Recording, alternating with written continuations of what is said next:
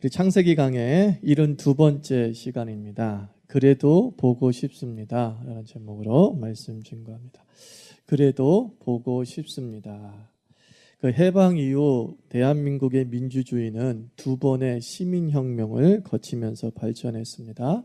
우리 1960년에 4.19 의거를 통하여서 우리가 민주주의의 한 걸음이 진일보했고, 또 1987년도 60항쟁을 통하여서 또 대통령 직선제라고 하는 민주주의의 한 걸음을 내딛었습니다. 그리고 2016년 이제 세 번째 시민혁명을 맞이하게 되는 것이지요. 외신에서도 대한민국의 이 시민혁명에 대해서 예의주시하면서 이때까지 유례를 찾아볼 수 없는 시민혁명이다, 비폭력이면서, 그리고 200만, 100만 이상의 사람들이 모이면서도 그 어떠한 무질서도 발생하지 않는, 그래야 해서 대한민국의 정치는 삼류지만 대한민국의 국민은 인류다라고 하는 그런 평가를 받는, 아마도 세계사 역사에서 영국의 명예혁명처럼 이 대한민국의 2016년 시민혁명이 분명히 기록될 것으로 보게 됩니다. 그래서 민주주의가 앞으로 어떻게 나가야 되고 어떻게 성숙해야 되는가를 보여주는 좋은 예가 아닌가 싶습니다. 가끔 가다가 우리가 시민혁명, 시민불복종 운동을 벌일 때마다 교회에서는 엉뚱한 얘기를 합니다. 위에 있는 권세에 복종하라고 하지 않았느냐라는 로마서 12장의 말씀을 언급하고 있습니다. 그러므로 사람들은 잠잠히 그냥 정치하는 사람들이, 위정자들이 하는 대로 지켜보는 것이 옳은 것이지 감나라 배나라 라고 하면서 멱살잡이하는 것은 성경적이지 않다라고 말하는 분들이 있습니다. 이런 분들이 바로 성경적이지 않지요. 우리가 위에 있는 권세에 복종하라 라고 하는 이 말씀은 대전제가 있습니다. 그것이 무엇이냐면 그 권세가 하나님의 뜻과 의와 공평으로 다스리고 있는 것을 전제로 하는 것입니다. 착취와 압박과 불법을 행하고 있음에도 불구하고 우리가 그것이 하나님이 주신 권세라고 하면서 입 다물라고 성경은 말씀하고 있지 않습니다. 의를 위한 외침이 교회의 사명이죠. 만약에 우리가 위의 권세에 무조건 복종하라는 이 말씀을 우리가 100% 문자 그대로 지키게 될 경우에 어떤 문제가 발생하냐면 성경의 많은 부분이 성경이 아닌 일들이 벌어지게 됩니다. 그 대표적인 예가 선지서 16권은 더 이상 성경의 가치가 없어지게 됩니다. 예언서, 선지자는 어떤 내용입니까? 우리가 주의 깊게 읽어보면 선지서의 모든 내용은 왕과 정치인들에 대한 비판과 견제를 얘기하고 있습니다. 왕들아, 너희들이 어찌 백성을 착취하고 압제하며 부패하며 사치와 향락에 빠져 있느냐? 이게 대부분 선지서들의 내용 아닙니까? 그러면 우리가 잘 알고 있는 이사야나 예레미야나 에스겔이나 다니엘이나 이 모든 선지서들이 성경에서 누락되어야 됩니다. 왜 그렇습니까? 그들은 위의 권세에 복종하지 않았기 때문이지요. 또 하나, 우리는 출애굽기를 성경에서 제외시켜야 됩니다. 왜 그렇습니까? 출애굽기는 이집트의 권세인 바로에 저항하는 내용이기 때문입니다. 바로는 너희들은 나가서는 아니 된다, 너희들은 이곳에서 계속 살아야 된다 라고 얘기하고 있지만 하나님의 백성인 이스라엘은 계속적으로 우리는 나가야 됩니다, 날아가야 됩니다. 그래서 탈출을 감행하고 있는 성경이, 권세에 불복종하고 있는 성경이 바로 출애굽기이기 때문입니다. 그러므로 많은 성경들이 대전제인 하나님의 뜻, 하나님의 의를 온전히 이루고 있는 것이 우리가 복종의 전제이어야 되는 것이지 모든 권세에 복종하는 것이 아님을 알아야 됩니다.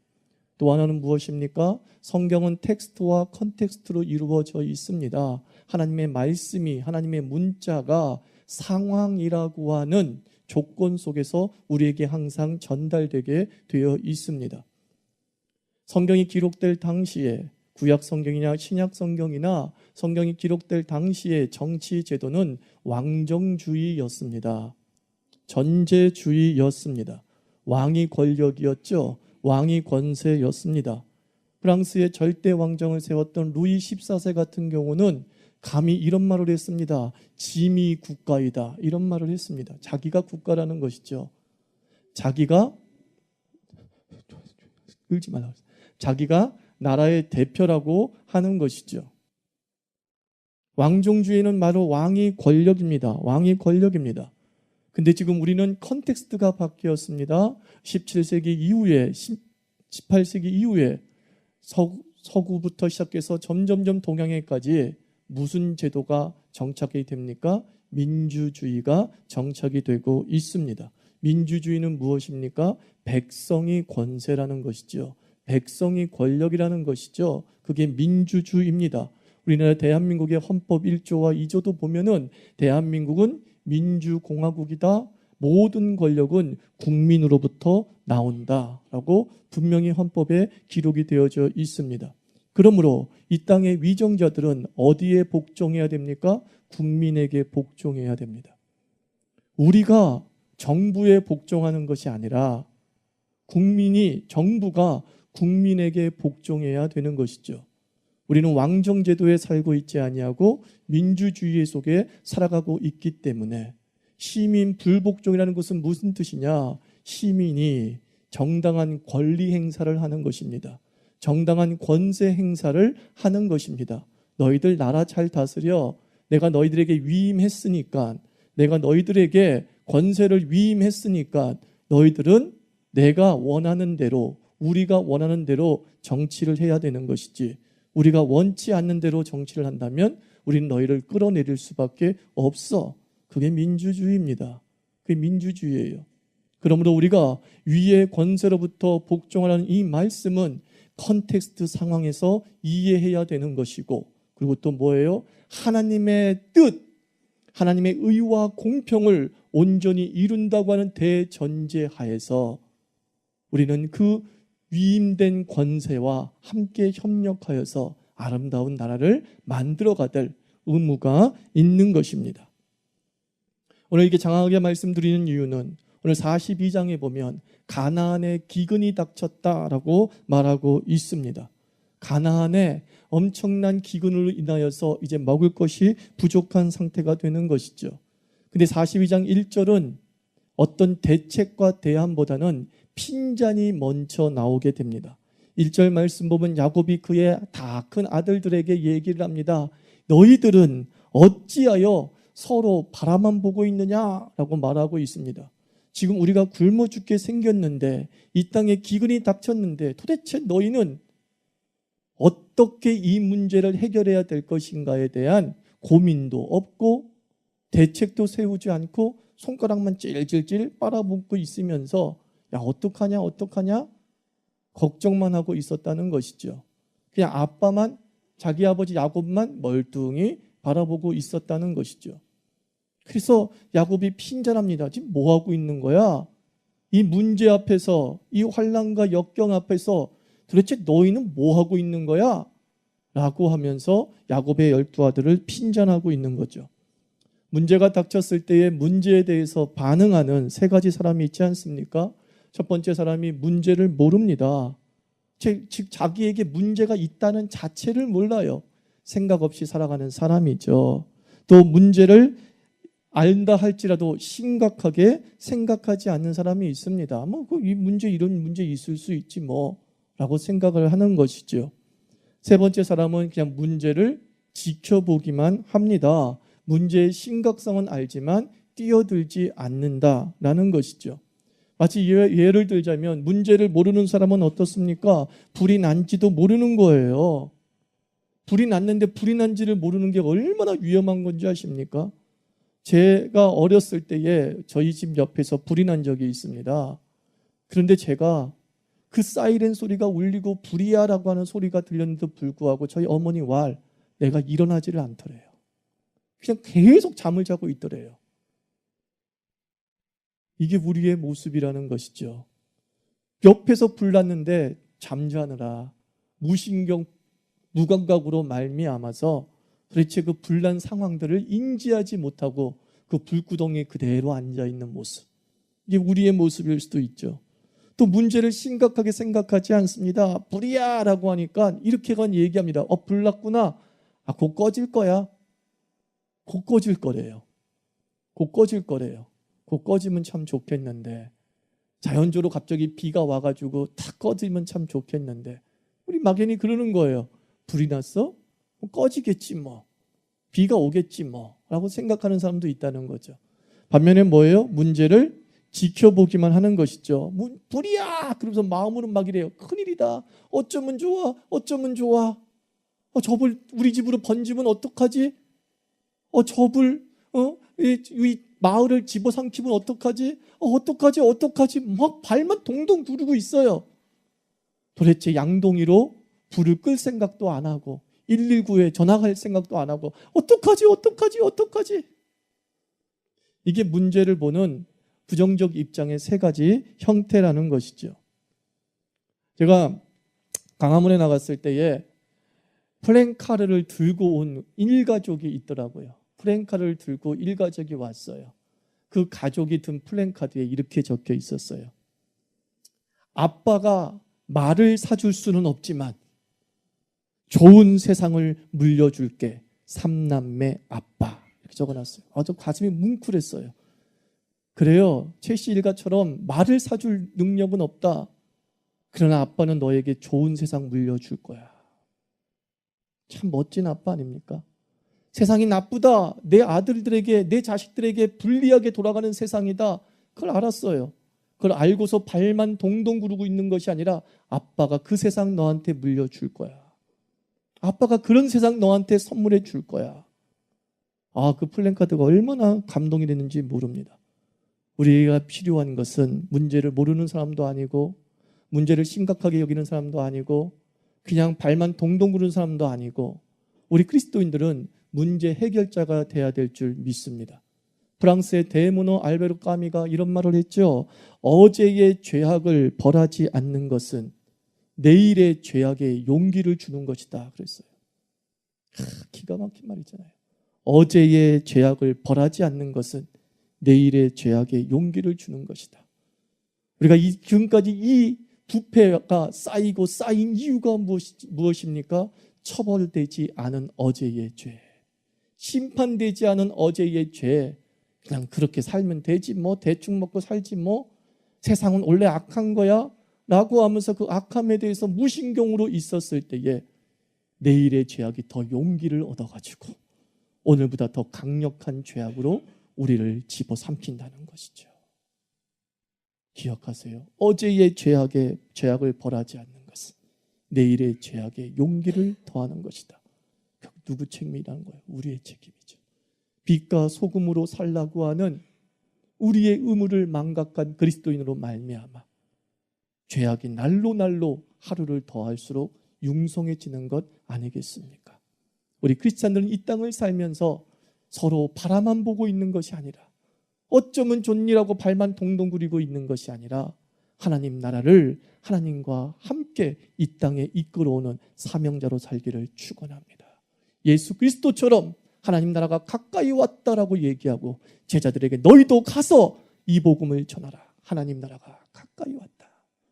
그 하나님 나라를 이 땅에 선포하면서 그 삼남매 아버지처럼 내가 너희에게 좋은 세상 하나는 물려주고 말 거야. 이게 부모된 도리가 아닌가 싶습니다. 이게 바로 교회의 사명자가 아닌가 싶습니다. 하나님은 오늘 야곱의 입술을 통하여서 우리에게 핀잔하는 것 아니겠습니까? 기근이다 이놈 자식들아. 뭐하고 있는 거야? 이거죠. 어려움이 우리에게 닥쳤다 이놈들아. 뭐하고 있는 거야? 오늘 우리에게 주는 메시지 아니겠습니까? 오늘 우리에게 무신경하고 무감각하고 어제의 죄악에 둔감한 우리에게 던지는 메시지라고 생각을 합니다. 그리고 나서 야곱은 핀잔한 것으로 끝나는 것이 아니라 대안을 제시하잖아. 이놈들아, 애굽에는 곡식이 많다더라. 너희는 그 소식도 못 들었니? 사람들이 애굽에 가서 곡식을 얻어온다 하더라. 넌 그 소식도 못 들었니?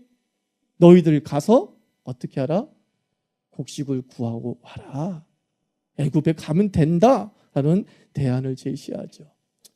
야곱은 나이가 많았음에도 불구하고 말이죠. 참 총기가 살아 있었던 것이죠. 나이가 100세가 지금 넘은 나이예요. 그럼에도 불구하고 시대적 통찰력들을 잃지 않고 있는 모습을 보게 됩니다. 세상 돌아가는 것에 둔감하지 않았어요. 세상 돌아가는 것에 무감하지 않았어요.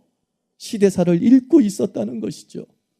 자기의 할아버지 아브라함이 소돔과 고모라가 멸망될 것이라는 메시지를 듣고서 기도하지 않습니까? 그 아브라함이 기도했을 때에 아브라함이 몇 명까지 기도했어요? 의인 50명, 의인 40명, 하나님 의인 30명, 하나님 의인 10명이라도 10명까지 내려갔어요. 그 10명은 무엇이냐면 히브리 문화에서 최소 단위를 얘기하는 겁니다. 최소 단위, 한 명이라는 개념이 최소 단위가 아니라 10명 그러면 그건 최소 단위를 의미하고 있는 거예요. 그러니까 단 한 명이라도 있으면 그런 뜻이겠죠. 근데 이 아브라함이 50명, 30명, 40명 이렇게 한 명씩 계속 내려갔던 이유가 뭐겠어요? 아브라함이 소돔과 고모라를 알았다 몰랐다? 알았다라는 거예요. 소돔과 고모라에 의인 50명 찾기 쉽지 않다. 40명 찾기 쉽지 않다. 30명 찾기 쉽지 않다. 아브라함이 알고 있었어요. 아브라함은 자기가 사는 삶의 주변을 모르지 않았다는 거예요. 자기가 사는 삶의 주변의 영적 상태를 너무나도 명확하게 읽고 있었다는 것이죠. 그의 기도가 구체적일 수 있었던 이유는 그는 세상을 알고 있었기 때문이에요. 이 땅이 어떻게 돌아가는지에 대한 명확성을 갖고 있었기 때문에 그의 기도도 구체적이고 그의 기도가 명확성이 넘쳤다는 것이죠. 그래서 칼바르트는 얘기하기를 우리 크리스찬들은 한 손에 성경을 한 손에 신문을 들고 있어야 된다. 그 얘기를 했어요. 즉 우리가 하나님의 말씀을 묵상하면서 그 말씀이 이루어지는 세상을 읽어내야 된다는 것이에요. 우리가 주의 말씀에 몰입하면서 세상을 모른 척하고 살아가는 것이 아니라 그 세상이 어떻게 돌아가는지를 알아야지만 그 말씀의 권위를 가지고 이 세상을 하나님 나라로 가꾸어 갈 줄 믿습니다. 여러분의 손에는 한 손에는 무엇이 들려 있습니까? 여러분들이 공부할 때 한 손에는 어떤 책을 가지고 공부하고 있습니까? 한 손에 성경을 드십시오. 주의 말씀을 드십시오. 그리고 한 손에는 세상을 읽으십시오. 세상이 어떻게 돌아가는지. 세상이 어떻게 돌아가는지. 이 세상에 부족한 하나님의 뜻은 무엇인지. 이 세상이 하나님의 뜻에 불충한 부분은 무엇인지 우리가 읽어나가게 될 때에 우리가 이 세상에 문제 해결자로 서게 될 줄 믿습니다. 너희는 애굽으로 가라. 그곳에 곡식이 있다라고는 대안을 제시하고 해결책을 제시할 수 있는 그런 영적 가장이 되기를 주의 이름으로 축원합니다. 손가락만 쪽쪽쪽쪽 빨고 있는 무능한 가장이 아니라 내가 해결하리라. 내게 방법이 보인다. 내게 길이 보인다. 라고 하는 그 야곱의 통찰력, 야곱의 시대 읽기가 우리에게 절실히 필요한 것인 줄 믿습니다. 이제 10명의 형제들이 애굽으로 가게 되죠. 애굽으로 가면서 이제 총리된 야곱을 보게 됩니다. 아니, 요셉을 보게 됩니다. 그런데 요셉은 그 형들을 알아봤다라고 7절과 8절에 기록이 되어져 있어요. 하지만 요셉의 형들은 요셉을 알아보지 못했더라라고 말하고 있습니다. 뭐 여러 가지 이유가 있겠지만 어떤 사람들은 얘기하기를 당연히 그 권세자 앞에 섰으니까 고개도 못 들고 있으니까 요셉을 분별을 못했을 것이다 라고 얘기도 합니다. 또한 어떤 사람은 얘기하기를 요셉이 지 국무총리 앞에가 돼서 다시 형들을 만나기까지 몇 년의 세월이냐면 17살에 팔려갔다고 치면 30살이면 13년이 걸렸어요. 그 7년 풍년이 있었으니까 최소 몇 년이에요? 20년 동안 못 본 거죠. 20년 동안 요셉을 못 봤으니까, 더나 사춘기에 팔려갔으니까 이 사춘기는 급격한 얼굴의 변화가 일어날 때가 아닙니까? 제 아들도 보니까 더럽게 못생겨져 가고 있습니다. 급격한, 귀여움은 찾아볼 수 없는 급격한 외모의 변화가 일어나고 있습니다. 그러니까 못 알아볼 수도 있다라고 할 수는 있겠죠. 그러나 요셉은 알아봤어요? 못 알아봤어요? 요셉은 형들을 단박에 알아봤다라고 라고 말하고 있어요. 세월의 변화, 여러 가지 이유를 떠나서 저는 좀 이렇게 해석하고 싶어요. 요셉이 형들을 단박에 알아본 이유는 요셉의 마음속에 형들이 떠나지 않았더라는 것이죠. 요셉 마음속에 그 가족에 대한 애틋함, 원수이기 때문에 그 형들을 기억하고 있었다라는 것이 아닌 것을 나중에 25절 이하를 읽어보면 알죠. 슬피 우는 요셉, 엉엉 우는 요셉을, 혼자서 엉엉 우는 요셉을 봐서 그것은 미움과 복수 때문에 흘리는 눈물이 아니죠. 사랑하는 사람, 보고 싶었던 그 형들을 봤다라고 하는 거죠. 저는요,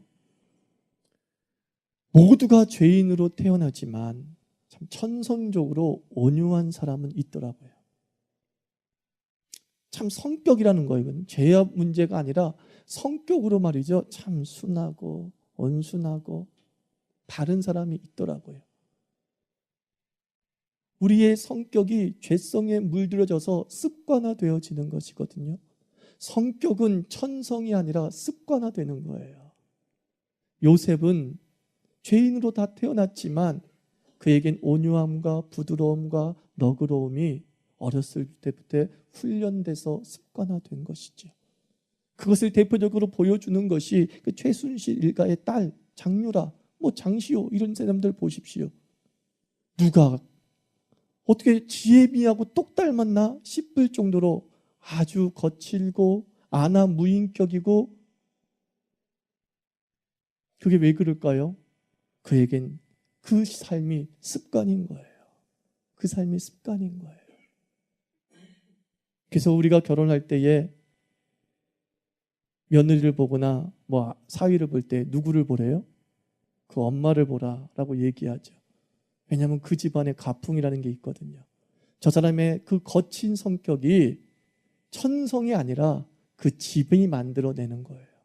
그 집이. 그 부모가 만들어내는 거예요. 저는 모든 1차적인 책임은 우리 자신에게 있다고 생각을 해야 돼요. 우리 자신에게. 근데 요셉은 성장 과정 속에서 거칠어질 수 있는 모든 여건이 있었음에도 불구하고 그래도 아버지 품에 있었던 17살 동안 17년 동안 그는 어떻게 했어요? 부드럽고 온유하고 이해하려고 하는 그 마음이 습관이 되어진 것이죠. 습관이. 저는 우리 자유교회 교인들이 좋은 성격이 습관되기를 축원합니다. 그죠? 좋은 성격이 습관돼야 돼요. 우리 자녀들에게 이쁘고 아름다운 그 성격을 심어줘야 돼요. 그런데 그 이쁘고 아름다운 그 성격이 어떻게 그의 습관이 되고 그의 성격이 됐는가, 저는 생각을 해보니까 그게 말씀이었어요. 오늘 9절 말씀 보니까 형들이 전하는 모습을 보고 요셉이 뭘 생각했다 그래요? 꿈을 생각했다, 이렇게 얘기를 하고 있어요. 꿈을. 전하는 딱 모습 보고 뭐예요? 10개의 곡식단이 자기의 곡식단에게 딱 절하는 그 모습과 너무나 똑같잖아요. 그래서 꿈이 생각이 났더라 라고 말씀하고 있습니다. 저는 그 꿈을 하나님의 말씀이다 라고 생각을 합니다. 요셉의 평생의 마음속에 잊혀지지 않은 것이 무엇이냐? 하나님의 말씀이었고, 그 말씀이 요셉이 결정적인 판단을 하고 결정을 할 때마다 그의 힘의 원인이 되었던 것이죠. 꿈이 생각났더라. 곡식단, 벌써 곡식을 구하러 오는 그런 내용이구나. 그러면 기근 때 바로 이 곡식을 나눠주라는 뜻이구나. 나중에 보지 않습니까? 요셉이 고백하잖아요. 아버지께서, 하나님께서 나를 이곳에 보내심은 이때를 위함이라고. 다 뜻이 있었기 때문이다. 당신들 나한테 미안한 감정 갖지 마십시오 라고 하는 이 선한 마음을 품을 수 있었던 이유는 요셉의 마음속에는 항상 하나님의 꿈, 하나님의 말씀이 그를 지배하고 있었다는 거예요. 하나님이 나를, 이 가족들을 살리게 하시기 위해서, 하나님이 이 민족을 살리게 하시기 위해서 나로 이 고난과 역경 속에 던지기를 허락하신 것이지, 내가 저 사람을 원망하면 안 되지, 내가 저 사람을 미워하면 안 되지, 내가 저 사람에게 복수하면 안 되지. 나는 하나님의 뜻을 이룰 사람이니까. 나는 하나님의 말씀을 이룰 사람이니까. 여러분 삶 속에서 어떤 결정을 내릴 때 나를 움직이는 힘이 있습니까? 그 힘이 무엇입니까? 나로 하여금은 두둑거리면서 부정적인 생각을 가질 때마다 나를 긍정으로 만드는 그 말씀이 무엇입니까? 누구를 미워하려 하고 복수하고 싶으려고 할 때마다 내 마음 한구석에서 나를 움직이는 하나님의 말씀은 무엇입니까? 그러면 안 되지, 미워하면 안 되지 라고 하면서 나를 추스리게 하는 주의 말씀이 있습니까? 그 말씀이 우리를 온전한 성격으로 만들어주시는 거예요.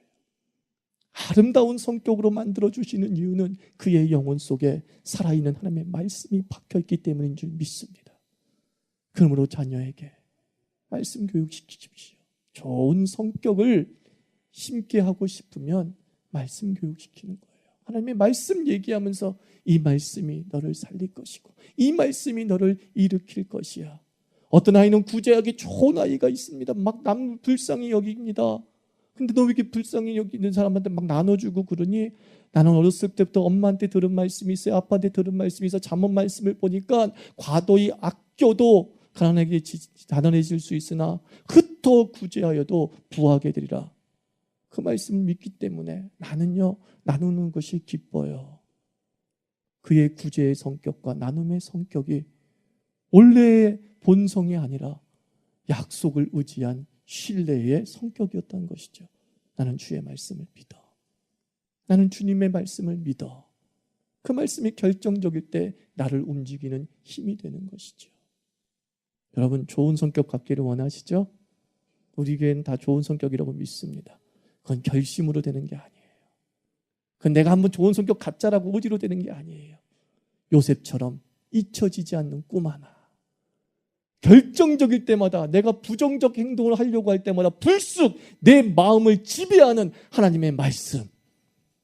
그 말씀이 우리로 하여금 아름다운 성격으로 이끌어갈 줄 믿습니다. 베풀고 이 땅을 좀 더 좋은 세상으로 만들게 하는 그 성품, 그 귀한 성품을 주의 말씀이 우리에게 던져줄 줄 믿습니다. 사랑하는 성도 여러분, 우리는 이 땅을 향한 책임이 있습니다. 사랑하는 성도 여러분, 우리는 이 시대를 읽을 의무가 있습니다. 그리고 우리가 모두가 다 야곱과 요셉처럼 문제를 해결할 줄 알고, 그리고 이 땅에 나의 좋은 성품으로 살만한 세상, 우리 자손에게 선물하는 그리스도인 되기를 주의 이름으로 축원합니다. 같이 기도합시다. 하나님, 그렇습니다. 받은 상처 때문에 미워할 수 있지만, 복수할 수 있지만, 그 받은 상처보다 더 큰 하나님의 말씀이 요셉에게